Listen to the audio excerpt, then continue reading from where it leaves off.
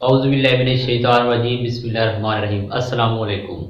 PPSC for math for PPSC के साथ आपका मेज़बान मोहम्मद इमरान आपकी खिदमत में हाजिर है। आज हम दूसरे लेक्चर के अंदर लैंड रिकॉर्ड का जो दूसरा लेक्चर है उसके हम चंद सवाल सोल्व करेंगे। आप जानते हैं कि ये जो मैथ है ये हम इम्तियाज़ शैद की बुक है पीपीएससी पास्ट पेपर उसके पढ़े हैं। हम वहाँ से डेली बेस पे एक मॉडल पेपर सोल्व करते हैं जिसके अंदर 5, 10, 8, 7 यानी एक पेपर के अंदर जितने भी मैथ के क्वेश्चन होते हैं हम उनको सोल्व करते हैं। तो आज हमने जो है ये 8 क्वेश्चन जो है वो निकाले हैं। तो आज हम इन 8 क्वेश्चन को सोल्व करेंगे और वो भी बिल्कुल सिंपल तरीके के साथ, क्योंकि पेपर के अंदर तो आपके अंदर सेकंड होते हैं, मिनट भी नहीं होते, सेकंड होते हैं। तो हम उस तरीके के साथ जो है आपको सवाल करना सिखाएंगे और इंशाल्लाह आप मैथ का जो मसला है वो हल होगा। तो अगर आप नए हैं चैनल पे तो इसको लाइक सब्सक्राइब लाजमी करें और अपने दोस्तों के साथ शेयर भी करना है। और कोई चीज़ समझ नहीं आई तो आप कमेंट बॉक्स में जाके कमेंट करके हमसे पूछ सकते हैं। तो आपका वक्त ज़ाया किए बगैर चलते हैं हम अपने क्वेश्चन की जाने। जो आज का हमारा पहला सवाल है वो है क्वेश्चन नंबर 1 के सीरीज एक दी हुई है, 5 है, 9 है, 17 है और उसके बाद है 33। तो हमने पिछले सवाल में पिछले लेक्चर के अंदर भी सीरीज का एक सवाल किया था, जहां भी हम कर लेते हैं कि सीरीज कंप्लीट करनी है हमने। आज की जो सीरीज है वो है 5, 9, 17 और 33। कहते हैं इसके बाद क्या आएगा। तो सीरीज का सिस्टम मैंने आपको बताया था कि वो जमा नफी यानी फार्क होता है उसके अंदर किसी न किसी चीज का। तो इसके अंदर किसका फार्क है, टाइम आपका ज़ाया नहीं करता। अब देखें ये 5 के बाद 9 आया तो फार्क क्या आया कि 5 के अंदर उसने 4 को जमा किया। उसके बाद है 9, 9 के बाद 17 है तो अगर 9 के अंदर 8 जमा करें तो 17 बनता है। उसके बाद है 33, ये 17, 17, 33 कैसे बना। अगर हम 33 के 17 के अंदर जमा करें भाई कितने करें, 16 करें। अगर हम 16 जमा करें तो 33 बनता है क्या। अब उसके बाद 33 है, ये 33 तो क्या, अब 33 में क्या जमा करें, ये बन गया 9, ये बन गया 17, ये बन गया 33। तो अब मैं 33 में क्या जमा करूं। तो आपके सामने है कि पहले मैंने 4 जमा किए, फिर उसी 4 को मैंने डबल किया तो 8 बन गया, फिर 8 को डबल किया 16 बन गया। तो आप साफ सिंपल बात है, 16 को जब ऐड करूंगा 16 को यानी डबल करूंगा तो 32, 32 तो क्या आ गया 65। तो आपका जो करेक्ट आंसर है वो कौन सा है 65, जिसमें ऑप्शन है वो 65 जो है वो आपका करेक्ट है। तो इस तरह से आपने इस सीरीज का जो क्वेश्चन है सोल्व करना है। उसके बाद है क्वेश्चन नंबर 2, ये काफी इंपॉर्टेंट क्वेश्चन है। इसमें कहता है कि 8 कॉन्सेप्ट, ये पिछले लेक्चर के अंदर भी ये वाला सवाल सेम यही आया हुआ था कि 14, 28, 49, 65, 35, 21 इनमें से 8 कौन सा है, 8 क्या होता है और इवन क्या होता है, इस तरह के सवाल वो पूछता रहता है।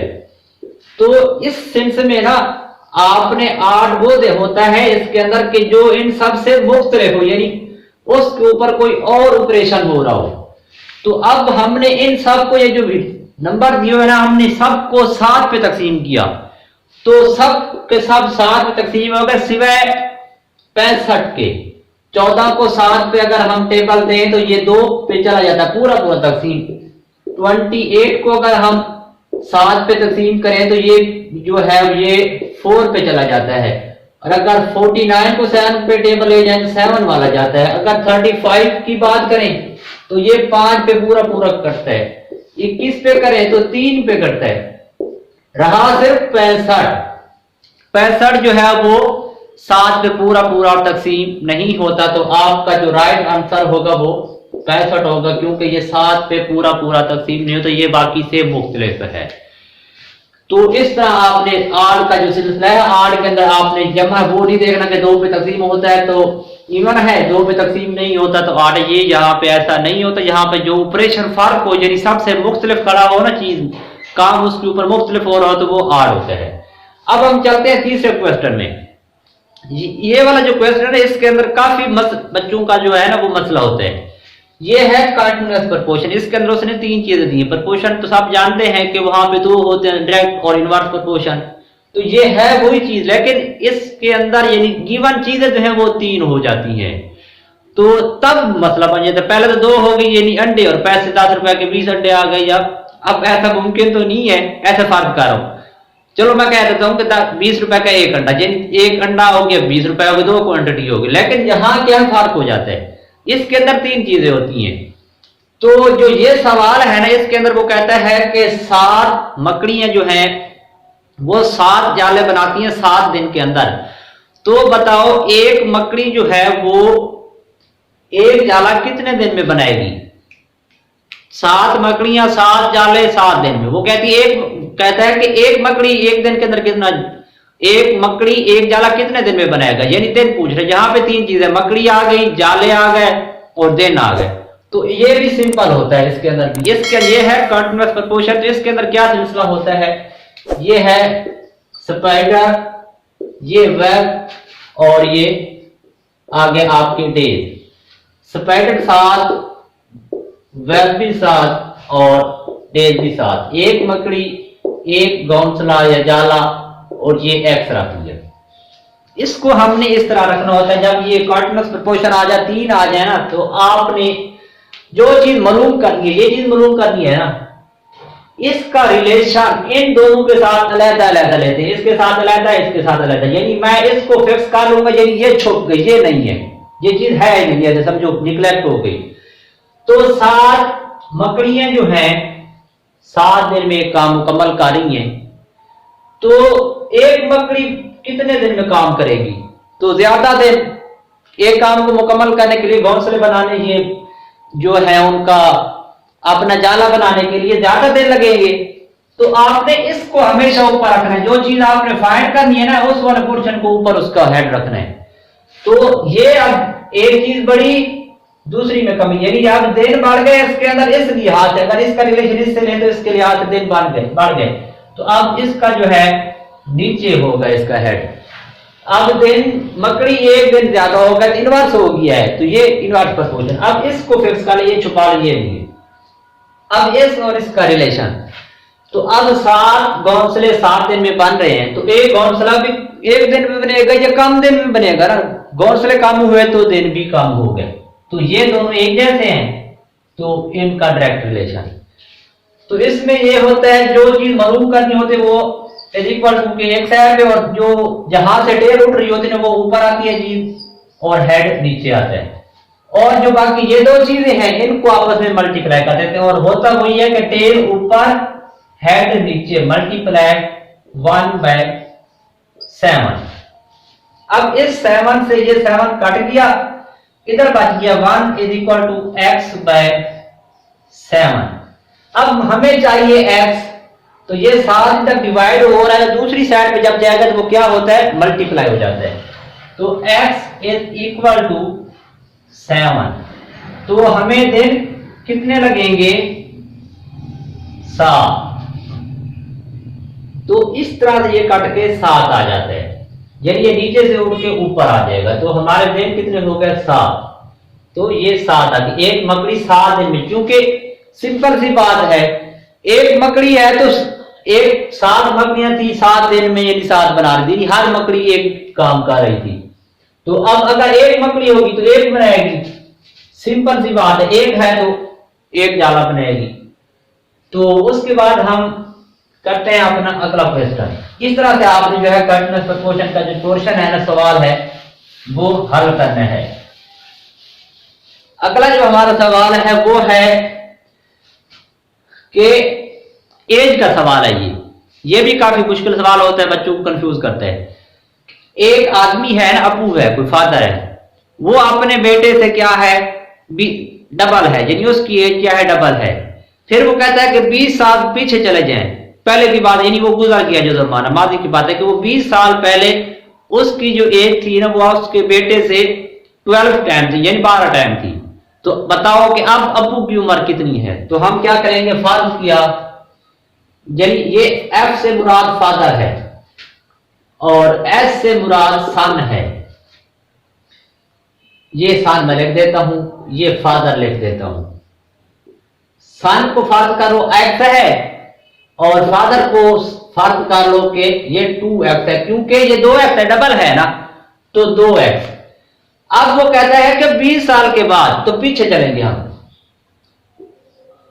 यहां पे बैक टू 20 ईयर, 20 साल पीछे चले जाए हम, तो क्या होगा, सन एज कितनी हो जाएगी, x माइनस 20 और फादर एज कितनी होगी, वो होगी 2x माइनस 20। अब फिर according to given condition, condition क्या है भला, वो कहता है कि उसकी उम्र जो है ना 20 साल पहले, वो उसकी थी अकॉर्डिंग टू गिवन कंडीशन।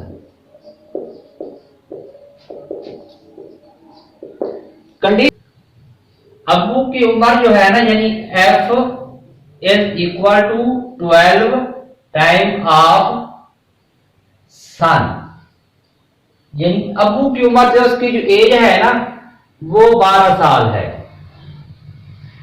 तो ये 2x minus 20 is equal to 12x minus 12 को 20 से ज़रा करो तो ये 240।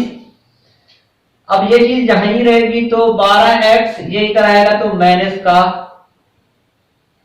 2x।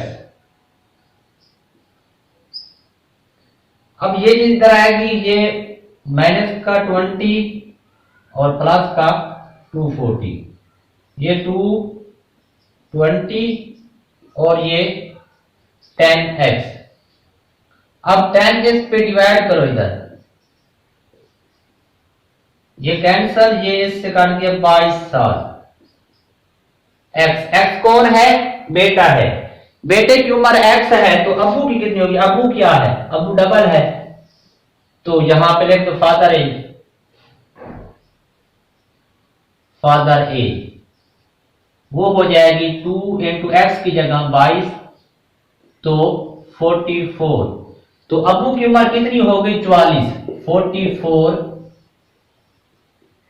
ईयर, यानी कि 20 साल पीछे अबू की उम्र क्या है, बेटे से 12 गुना ज्यादा है। ये बेटा हो गया, ये एक्स, और उससे 12 गुना ज्यादा है, तो यहां 12 लगाएंगे ताकि बेटे के साथ 12 लगे, तो बेटा 12 टाइम मिले तो जाके अबू के साथ बराबर होता है। तो इस तरह आपने इस सवाल को करना है। इसका मैं सिंपल फार्मूला भी आपको बता देता हूं कि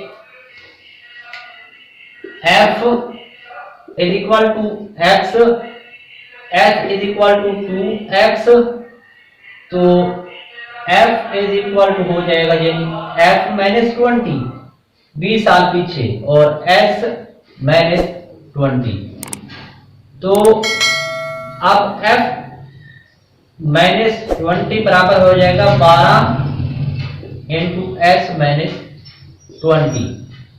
अब ये 1 ये 2, अगर हम पहली और दूसरी को इस्तेमाल करें ना इक्वेशन को, तो उससे भी हम निकाल सकते हैं।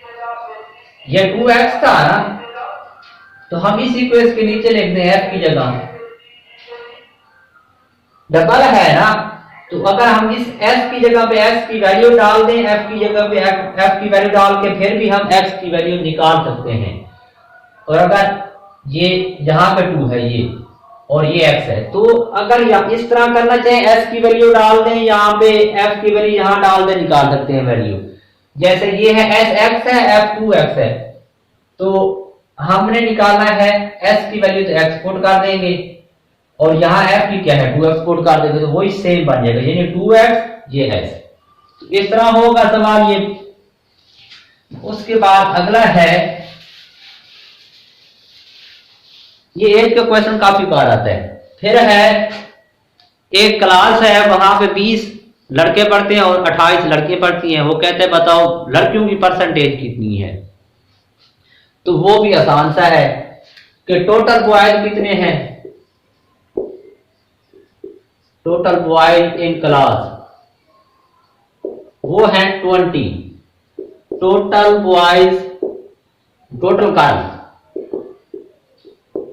इन क्लास वो हैं 28। 28 लड़कियां और 20 लड़के, टोटल स्टूडेंट, टोटल स्टूडेंट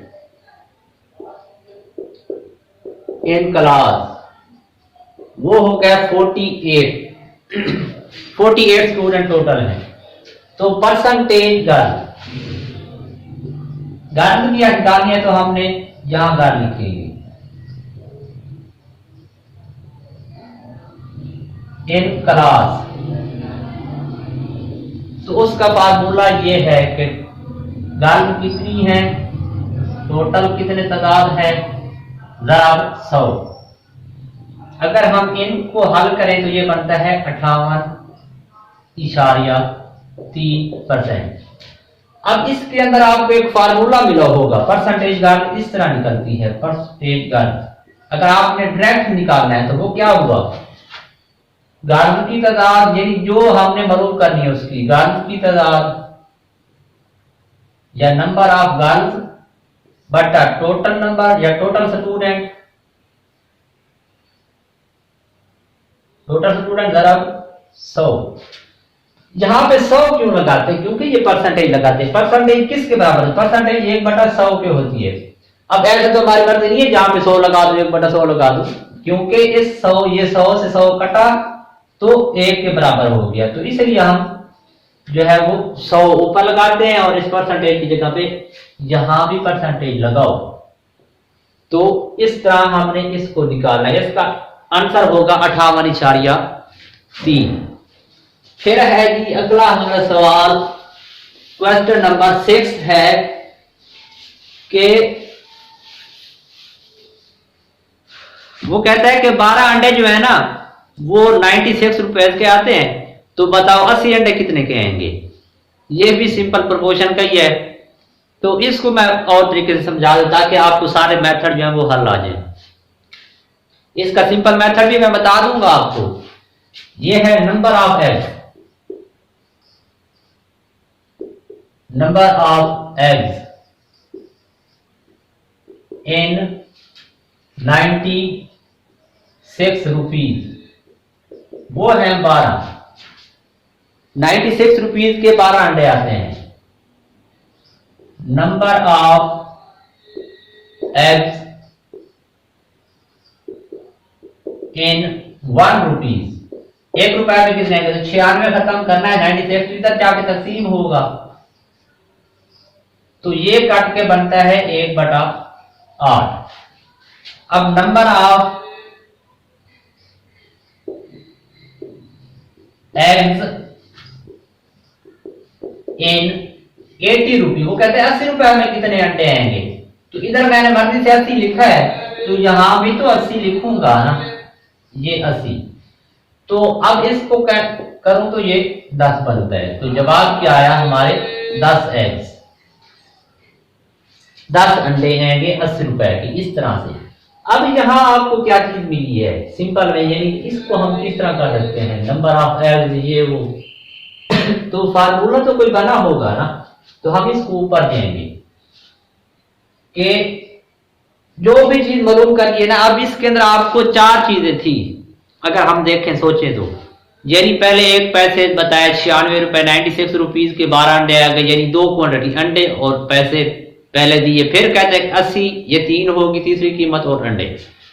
तो आपने लिखना है पहले फर्स्ट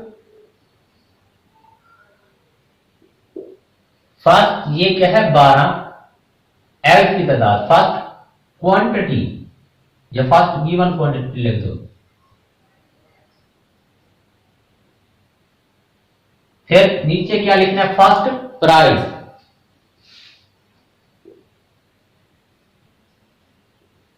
फर्स्ट प्राइस जो पहले गिवन, फर्स्ट गिवन प्राइस लिख दो, चलो गिवन प्राइस। फिर यहां मल्टीप्लाई क्या करना है, मल्टीप्लाई वो चीज करनी है जो हमने ये सेकंड प्राइस हो, यानी जो दूसरी बार दी हुई चीज हो। तो सेकंड गिवन प्राइस, ये देखो ये तीन चीजें आ गई, क्योंकि उसने तीन चीजें दी थी हमें, हमने चौथी निकालनी है। तो यहां क्या होगा फिर, सेकंड वो पूछ रहा हमारे से, तो सेकंड क्वांटिटी लिख देते हैं। तो इस तरह से वो सेकंड, चार चीजें थी, तीन दी है उसने, चौथी निकालनी, चौथी इस तरह। अगर वो यहां पे ये फर्स्ट क्वांटिटी भी देता है, फर्स्ट प्राइस भी देता है, सेकंड क्वांटिटी, सेकंड प्राइस की जगह सेकंड क्वांटिटी दे देता है, तो आप क्या करेंगे, सेकंड प्राइस को इस तरफ लिख देंगे, क्वांटिटी को इस तरफ लिख देंगे। अगर फर्स्ट नहीं देता तो फर्स्ट इक्विवेलेंट ले जाओ सेकंड ऊपर। तो इसी फार्मूले को आपने घुमाना है, और वैल्यू कोड का नाम क्या है, फर्स्ट प्राइस क्या थी, गिवन क्वांटिटी कितनी है 12 अंडे, प्राइस कितनी है 96, और सेकंड प्राइस कितनी है 80। अब इसी को हल करो तो फिर भी वही 10 बनता है, 10 अंडे, जहां पे एनिमल उनका रहे ना हम, नंबर ऑफ एग्स, तो फिर भी वही 10। तो इसी फार्मूले को आप घुमाओ, जितना घुमाते जाओगे आपके वैल्यू डालो और सवाल निकालो, वैल्यू डालो और जवाब निकालो, कोई इशू नहीं है। यही फार्मूला लगाओ, वहां पे टाइम नहीं है क्योंकि ये प्रोसेस करने के लिए, तो इस तरह भी आप कर सकते हैं। तो उसके बाद हमारा सवाल है 7वां, उसके अंदर वो कह रहा है, वो सिंपल सा है, अलजबरिक है। आपने एक एग्जांपल दी हुई है इक्वेशन, जिसमें वो a b c b की वैल्यू देता है। कहता है कि a बराबर है 1/3 के, b बराबर है 4 के, c बराबर है -1 और d बराबर है -5 के। तो कहता है साबित करो कि 2 3a b plus c -4d किस चीज की वजह, यानी इसके अंदर हमने इस इक्वेशन को सोल्व करना है। तो इसके अंदर सिंपल फार्मूला होता है बोर्ड मास। बोर्ड मास को याद रखना, 20 से स्टैंड फॉर ब्रैकेट, ये मैंने वीडियो भी डाली हुई है, अगर आपने नहीं देखी तो मेरे चैनल को विजिट करके मुकम्मल देखिए, उसके अंदर एक वीडियो पड़ी होगी बोर्ड मास के नाम से। तो बी ब्रैकेट, ओ से ऑफ, एम से मल्टीप्लिकेशन, ए से एडिशन, एस से सब्ट्रैक्शन। तो यानी पहले मल्टीप्लिकेशन करनी है, ये बोर्ड है ना, बोर्ड मास, ये ए एस, पहले ब्रैकेट सोल्व करनी है, ब्रैकेट फिर डिवाइड करना है, यानी तकसीम करना है, डिवीजन, फिर मल्टीप्लिकेशन,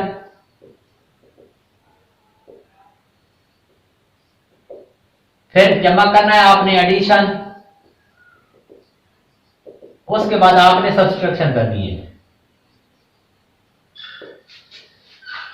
इक्वेशन कहता है इस प्रोसेस को लेकर चलना है। तो पहले हम ब्रैकेट सोल्व करेंगे, 2 ये बड़ी ब्रैकेट, 2a की वैल्यू, ये 3 है, 3a की वैल्यू क्या दी हुई है 1/3, माइनस b की वैल्यू क्या है 4, c की वैल्यू क्या है, ये जमा है तो c की वैल्यू -1 है, ब्रैकेट लगा के ये -1 लिख दिया। उसके बाद -4d की वैल्यू क्या है -5, 2 ये तो किया कट, 1 माइनस, अब ये माइनस प्लस माइनस हो गया, 4 में से 1 या 3 बच गया, जमा का 3 माइनस बाहर आया तो माइनस का 3, ये माइनस माइनस प्लस हो गया, 4 को 5 द्वारा करेंगे तो जमा का 20 आ गया बड़ी ब्रैकेट, ये 2 बाहर, ये 1 जमा का, ये 20 भी जमा का। हमने यहां देख लिया कि पहले एडिशन करनी है, माइनस बाद में करनी है, तो 20 और 1 21 माइनस 3, तो 2 बाहर रहेगा, 21 में से 3 जाए तो बाकी 18 बचता है। अगर हम 18 को 2 से ज़रब करें तो जवाब क्या आता है 36। तो इस सवाल का जो जवाब है वो आपका सिंपल 36 है। तो आपने इसको इस तरह करना है। उसके बाद एक और है इसी तरह का सवाल, वो भी आप इसी तरह करेंगे, उसके अंदर वैल्यू नहीं है, वो उसने इक्वेशन दे दी है, कहते हैं इसको सोल्व करो। वो है 280 plus into -120 minus into -320 plus 50। बताओ ये किस चीज के बराबर है, यही इसका जवाब क्या आता है। तो यही सिंपल हल कि पहले ब्रैकेट को सोल्व करो फिर जमा कर लेंगे, और माइनस और डिवीजन और मल्टीप्लिकेशन नहीं है तो पहले जमा करेंगे फिर माइनस कर देंगे। इज इक्वल टू ये 280, ये प्लस माइनस माइनस कर देंगे क्योंकि पहले हमने ब्रैकेट को खत्म करना है। फिर ये plus minus minus minus plus 320 और ये प्लस 50 हो गया।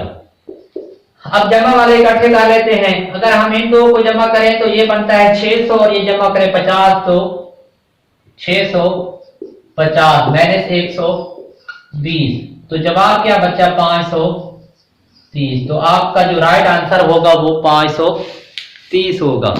तो जो आज का हमारा पेपर था, हमारे पेपर वो यहीं तक एंड होता है। मैं उम्मीद करता हूँ आप सबको इसकी समझ आई होगी। अगर नहीं आई, कोई चीज आपने पूछनी है तो वो कांटेक्ट कर सकते हैं इनबॉक्स में, इसमें कमेंट में जाके सवाल जो है आपका वो लिखें और इंशाल्लाह आपको उसका जो जवाब है वो जल्द मुहैया करेंगे।